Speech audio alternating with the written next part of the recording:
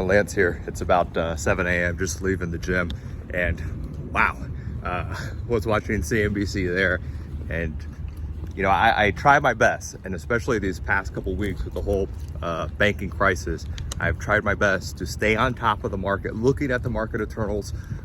You know, that's really like looking under the hood of a car, and then keeping my eye on institutional order flow in the options market, which I will say the scanner should be available in the next couple weeks. Really just waiting on the team to finalize it. I know I keep saying that, but it is true. But you know, I get all the emails, gang. I get all the you know, I watch the financial media, all that other stuff out there, and I see what's going on. You know, people are saying, oh, banks are safe, you know, you're good to go. There's some new, you know, seasonality pattern, energy safe, banks are safe. I got this new hot stock I'm going to share with you guys, and this stock's a buy. No, like, no, that's horrible. I don't see how these people can do it with a straight face. Say this stuff because, you know, I watch the order flow in the options market. I look at the market internals. It's right there in front of you. When you're watching the ticker tape all day, you start to get a good gauge what's happening in the market. So yes, I haven't been sending a ton of trade alerts, but at the same time, sometimes the best offense is playing defense. And that's what I've been doing. And that's why I've been posting on Telegram so much, saying, hey, stay on top of risk management. That is key right here, because this can get you in trouble. This can be painful. You're seeing stocks that normally move, let's say 1 to 2% a day, are moving 5-7% a day. You're seeing option prices elevated. Yes, you're seeing wild moves, but don't you think the market makers are smarter and know this, and they're pricing the options to perfection? So again, I said, it's very hard to be long yesterday. And now you're seeing the pain today. If you were long, you're going to get your butt smoked today. So let this be a lesson. Sometimes you don't have to be super active in trading. Sometimes, like I said, the best offense is playing defense, sitting on your hams, going out to lunch, going out on a quick vacation, just getting away from the screens. It's very good mentally too.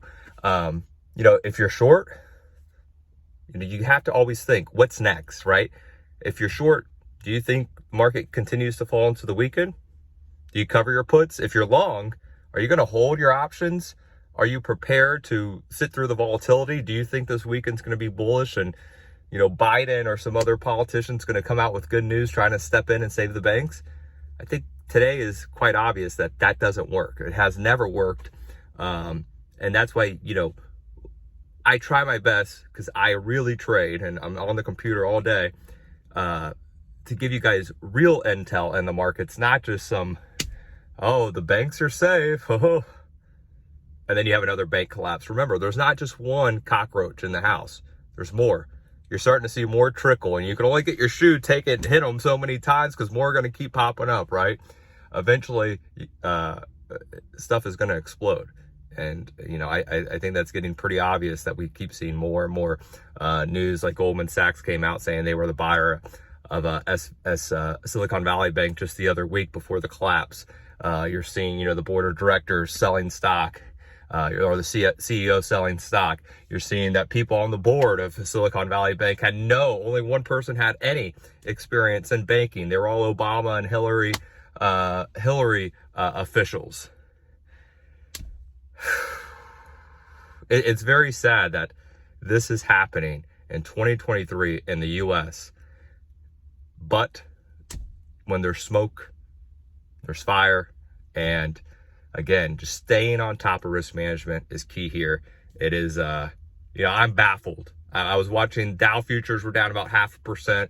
Then we're down 500 points. Then we're down 600 points this morning. Spot VIX was up 18%. I'm like, oh man, that is pain, especially, you know, for retail investors and traders like me, like you, who are sitting in front of our computer or laptop or tablet, you know, with real money in the markets. This really, again, can play a toll on you. So just trying to shoot straight with you, trying to be on the front line for you.